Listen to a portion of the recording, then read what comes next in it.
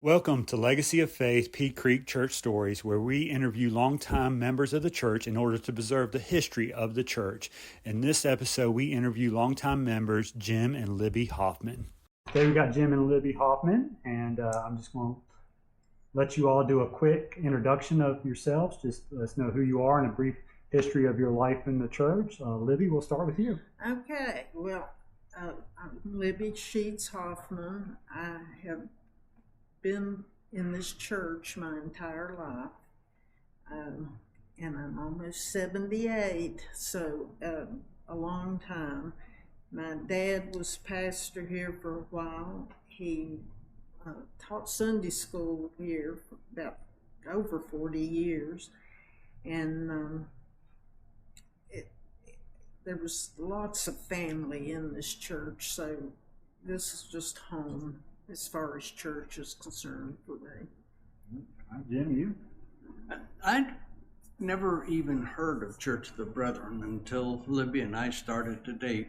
I was going to another church, and it was so-so, and she went with me one Sunday, and then I came with her one Sunday, and the welcome was incredible. I mean, it was like walking into home. It really was. And we never looked back. I just decided this is the church that I wanted. Anyhow, by the way, I'm Jim Hoffman. Absolutely. And it just turned 86, so I've been around for a good long while. The good Lord has blessed me. Talk about how your relationship with Libby brought you into this church. Well, I had been widowed, and the woman who passed was born and raised in this area, and they were school friends through high school and all. And so I had met Libby. We moved up here,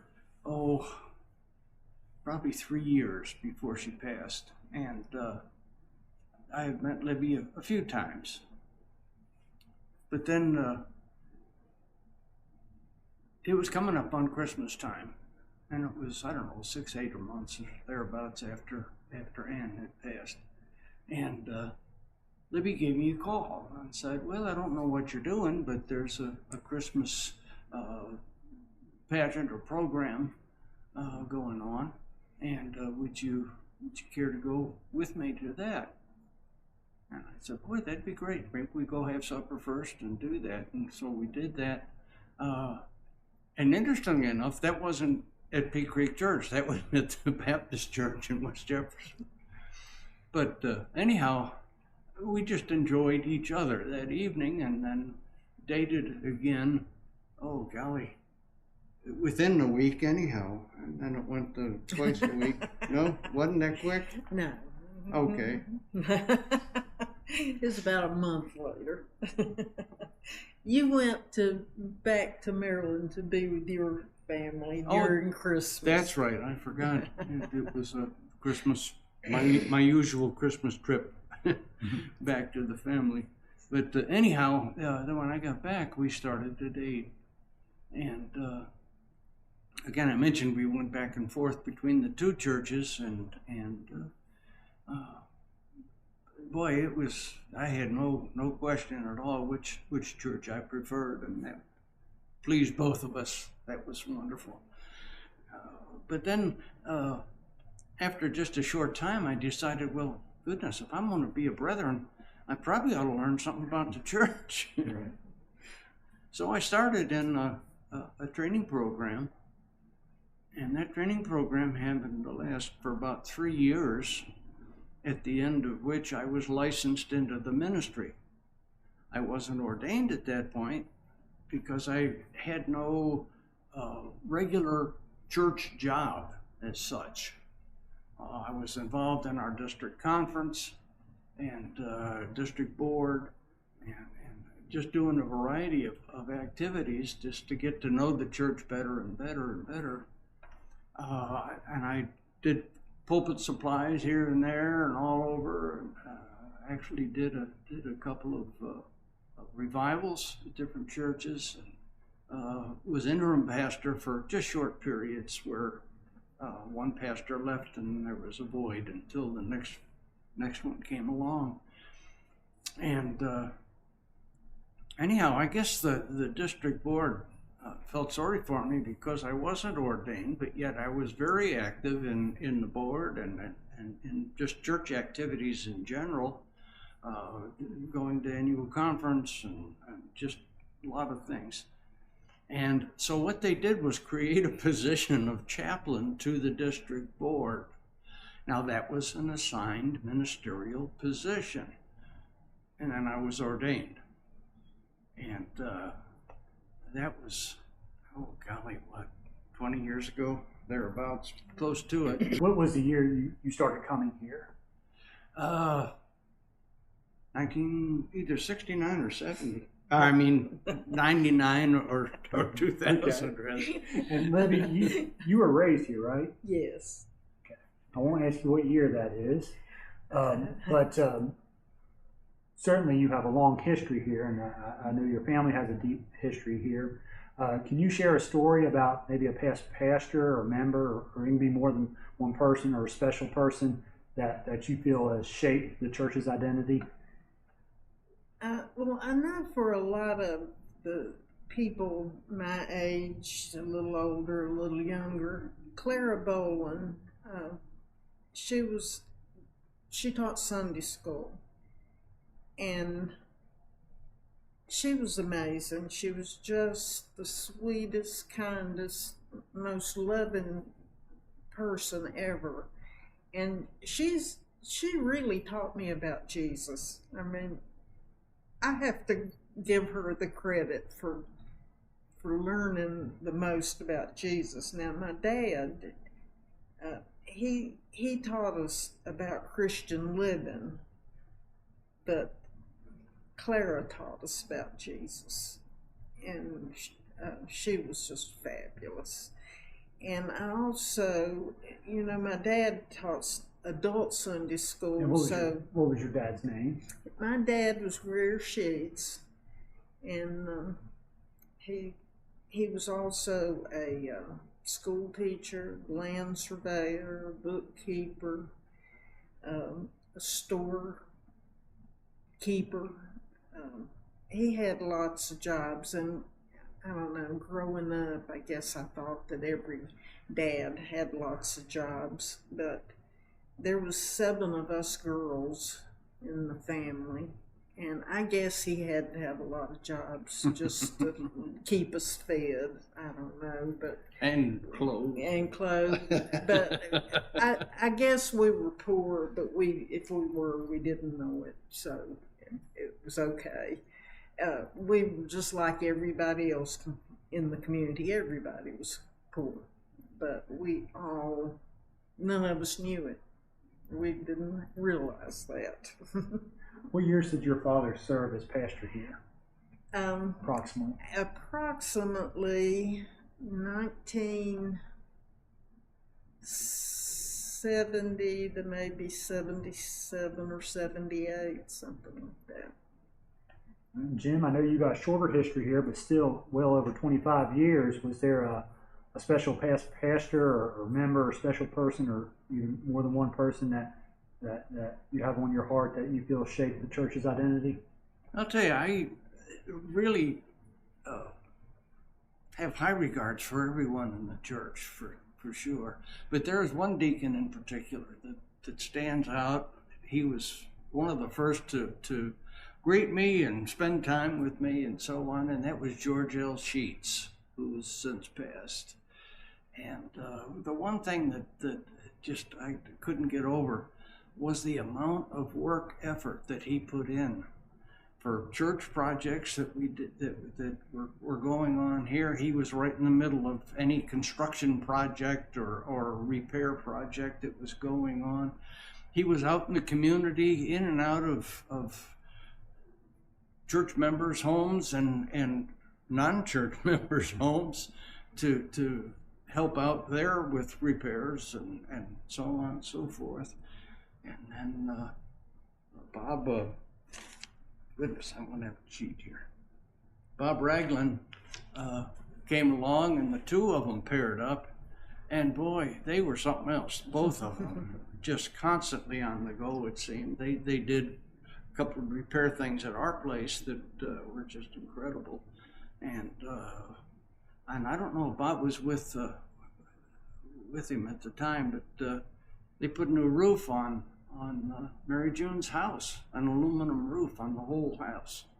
I mean, that was just another project. Right. Moved on, but he was a loving, caring, godly man, and I just really appreciated him and enjoyed his friendship, his presence. How has the church changed over the years, and what is one thing you miss from the old days?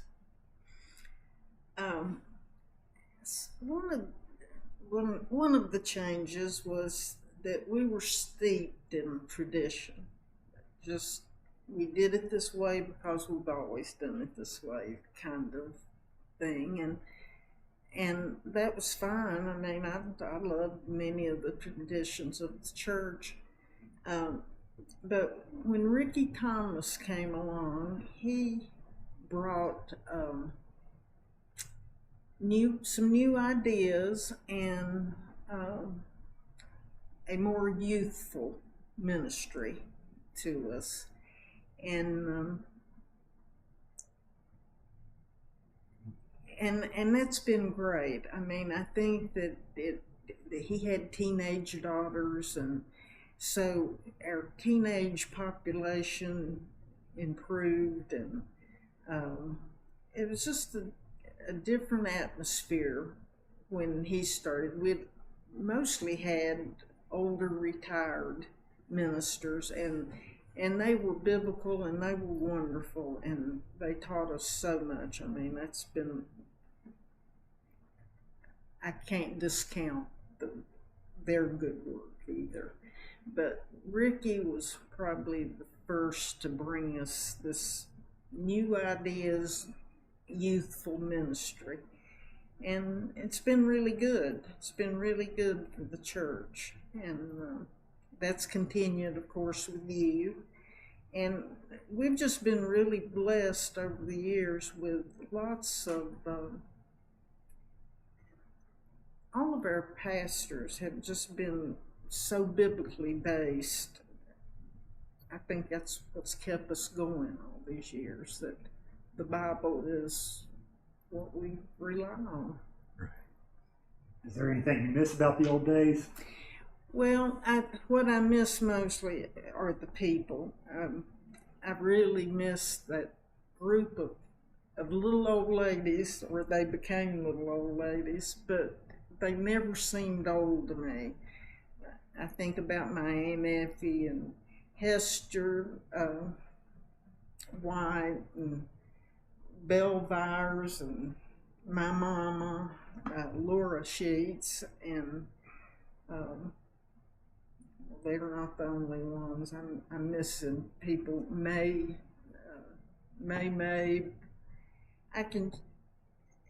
Jenny Byers, so many of them. But what I think about when I think about them is they all had sad circumstances at times, but they were always so happy. And they just exuded happiness and joy. And I miss these little ladies, I really do. And we've had a lot of loss in our church in the last 4 or 5 years. And I just miss the people. They all had a place in my life, and all helped shape me into the person I am today. And I do miss them. Jim, in your history here at the church, how have you seen things change over the years? I think one of the biggest changes that took place, well, in the first place, let me say that Ricky Thomas was pastor when I joined the church, and he is the one actually that conducted our marriage ceremony here at the church, and that was a blessing. But when we undertook Grace, the construction of Grace facility across the street, that really changed things for us. It became an incredibly wonderful gathering place. The number of meals that we shared increased. And that building, when it went up, the size of it and so on, I thought, holy smokes, we're a little church. What are we going to do with a building this size? But yet we built that critter, and it came up mostly not cost-free, but debt-free, which is what a blessing that was. And anyhow, that did change things quite a bit, I think, in our church. Probably the biggest change that I've seen. All right.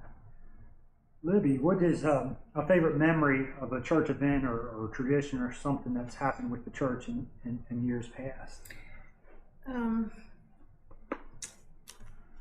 Well, I remember lots of homecomings, and that was usually the first Sunday in July, so it fell somewhere near the 4th of July most. And this church, everybody in the community, when I was growing up, this was a big gathering place. Sunday afternoons we were out in the field playing softball, and we had youth events, and they were big because the whole community, all the children in this community, and remembering that we were baby boomers, so there was lots of children, and that one family had 10 children, another family that lived up the road had 9. There was 7 in our family, so that alone, and then there was the Sheets family with George and his sisters, and there was just a lot of kids in the neighborhood. So we had a huge youth group. We had the church was it really was not just our spiritual place, but it was our fun place too. So now I forgot the question. What's the question? Just a favorite memory of the church. The homecomings, because as people got older, they had to move away for work. But that first week in July, that's when they got vacation, so they would come back to the community to visit parents, and so homecomings were huge. And it was just a good time to see people. And something more recent that I think about is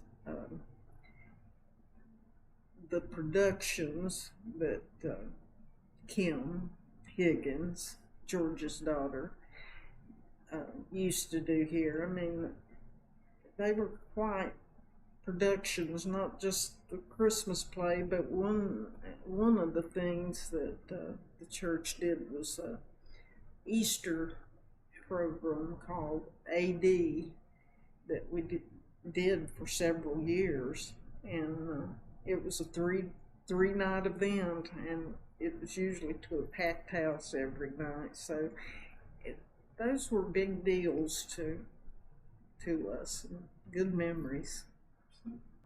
All right, Libby, what's one thing that your spouse does in his role, especially in the history of the church, that makes you especially proud of him?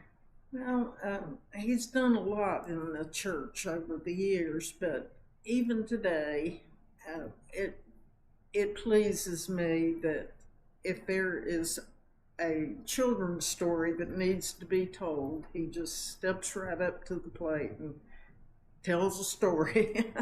Sometimes I think he makes them up as he goes, but he does that. I know he thinks children deserve to have a story every week, and he's always willing to share a story with them.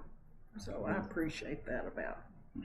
Absolutely. And Jim, what's something, a role that Libby plays in the church that makes you especially proud of her?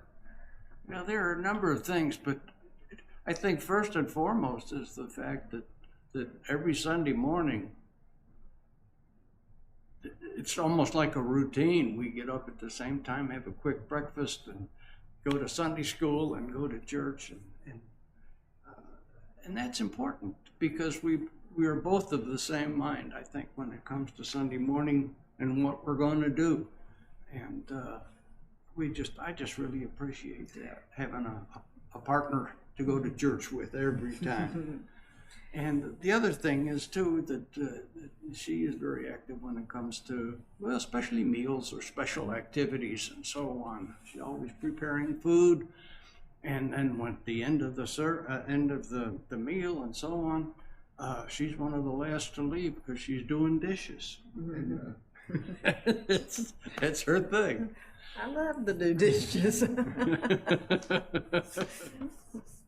What's one of the funniest or most unexpected moments you've experienced while being at Pea Creek Church? Let me go first. Sure. Okay. I really can't think of a specific one, but telling children's stories has been just a joy for me, and the rewards are incredible.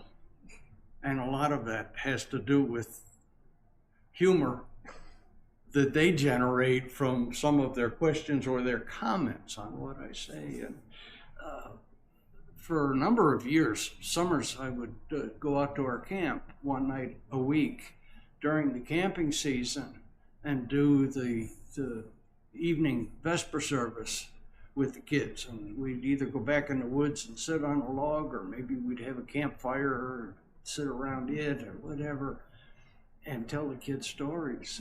And the younger ones in particular, some of their comments were unreal, and questions and their take on the stories, but just really super. And we always had a pretty good attendance there from Pea Creek Church. And I can remember there was a young girl, probably about the 5 or 6 year old group. And I showed up one evening, or during the week, to do the Vesper service. And she looked at me. She says, "I know you. You're in our church." And she came running up to me and gave me a big hug. And that pleased me big time and tickled me at the same time. It was fun. Libby, what about you? What's a funny or unexpected moment you've experienced while being at Pea Creek? It was unexpected for me, but it was more unexpected for everybody else because I'm the one who did it. But we were having I think it was a fall festival when we were still doing them on the back porch here at the church instead of in the Grace Center. And the fire department came, and they wet down a slip and slide to go down the bank out here, and it just looked like a lot of fun. And there was just a lull for just a second where I could sneak in and get in front of the kids, and I went down the slip and slide, and at the end, all that water, it was just a mud hole. And so I go, and I could see the look on people's faces. Did somebody push her? She didn't do that on purpose, did she? But I did. And I didn't intend to. It wasn't anything I'd planned, but it just looked like fun. And I thought, I'm going to do it. So down the slip and slide I went and came back just a muddy mess. It was fun. But nobody expected. That surprised me, Libby. I didn't know about that. Slide. And I assume you weren't wearing oh no, I had on bathing clothes. I had on clothes like today. Oh my goodness! And by the way, I ruined them. What is a piece of advice you give to a young couple considering joining Pea Creek Church, and more importantly, serving in any capacity, whether it be an ordained minister like Jim, or like you, Libby, just filling in those important spots like working in food or handling events and stuff like that. What's some advice you'd have for a young couple like that? I'd like to address the deacons, which were the first ones in particular. Mm-hmm. And I think it's important that you talk with the existing deacons and find out just what they do, what the job entails, and get some idea of the time requirements, how much time you have to spend.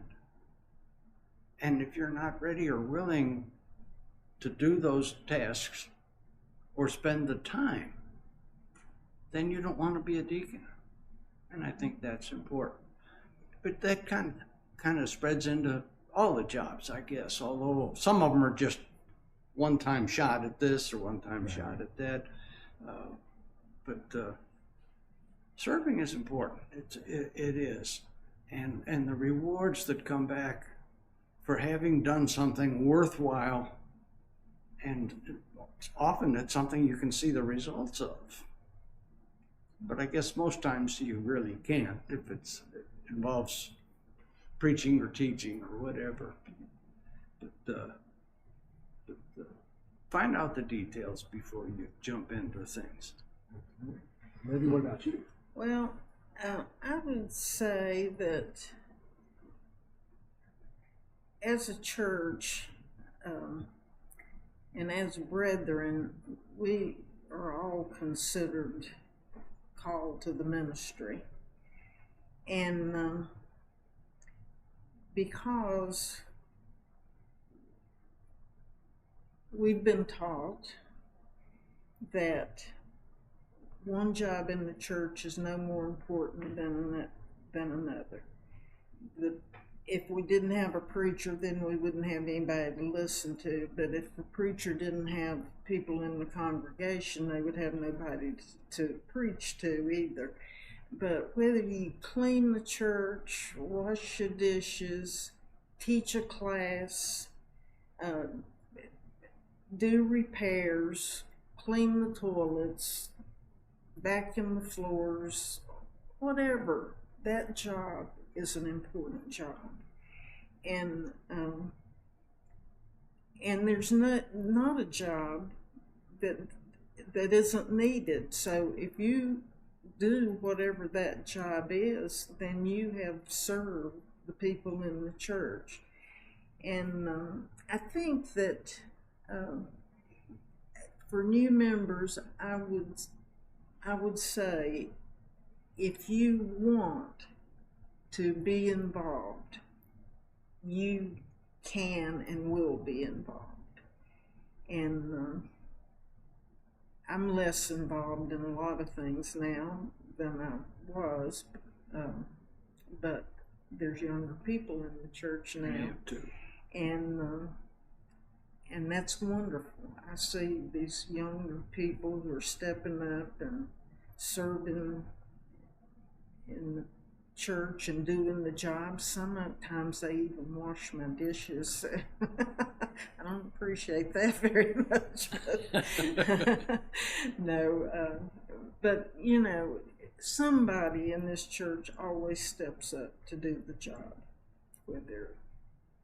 So, yeah, a young couple, I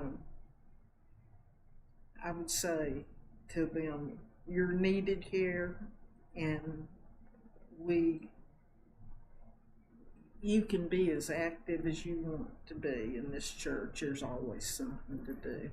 Just a comment, if I may, that, you know, we all have spiritual gifts, and God gives those to us to use in supporting His kingdom, to lifting Him up, to caring for each other. So, as you said, there's no job that's unimportant. But what blows my mind, too, is the fact of the distribution of talents. God's got a perfect balance. We've got somebody that can do pretty much anything that needs to be done. And it's not one person doing everything, but it's different people with different talents, different skills. And people need to recognize those and use them. Was there ever a time when the church faced a big challenge, and how did the church overcome it? The church has faced lots of challenges over the years. When you've been here as many years as I have, there's lots of things from a pastor to some difficulty in a member's life, or spending money or lack of money even. There's been lots of challenges over the years, but I know that from what I witnessed as a young girl, and then later in life, hearing my dad and deacons and people talking, things were they really tried to handle all situations prayerfully. First of all, they prayed about everything. But I remember, and I can't even remember who it was, but there was something going on with a member in the church, and I can remember them reading that scripture about going to them, speaking to them personally, and the deacons or elders going to and talking to them. Well, I can remember them having, came to the house, and we weren't in on the meeting, but we could hear them talking, Dad and others talking. And I can remember them reading that scripture before they went out to talk to somebody. So I would say everything has been handled prayerfully, and I think that's why we get things resolved.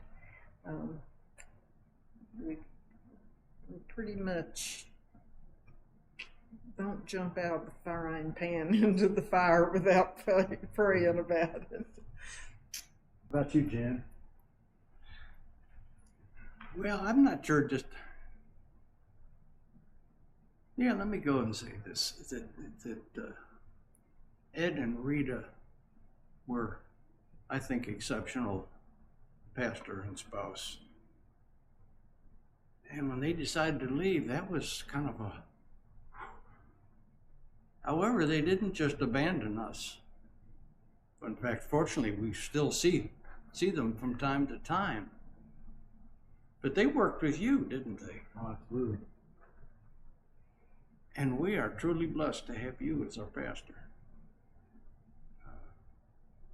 That was something. It was a challenge, but they did it properly by essentially drawing their own and training their own replacement. And I'll be forever thankful to them for that.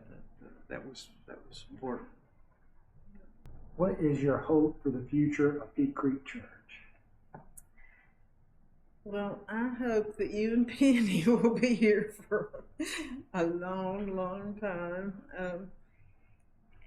We've seen such growth, and I will tell you this, that when, this is an example, when during COVID, we didn't come to church. So we missed 2 years, approximately, of coming to church.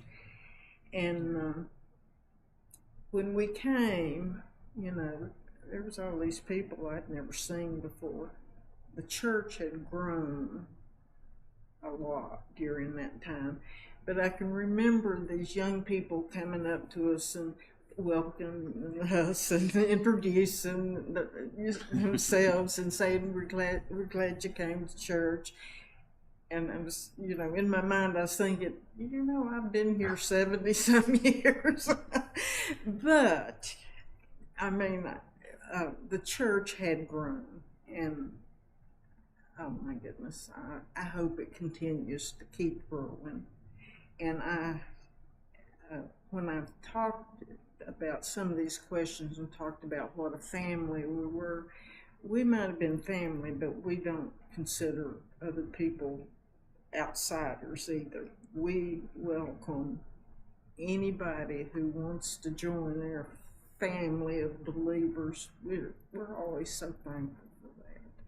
So yeah, I hope the church keeps growing, and I hope you and Penny live long lives and are still here when I'm gone. So you're doing a good job, and we thank you for that.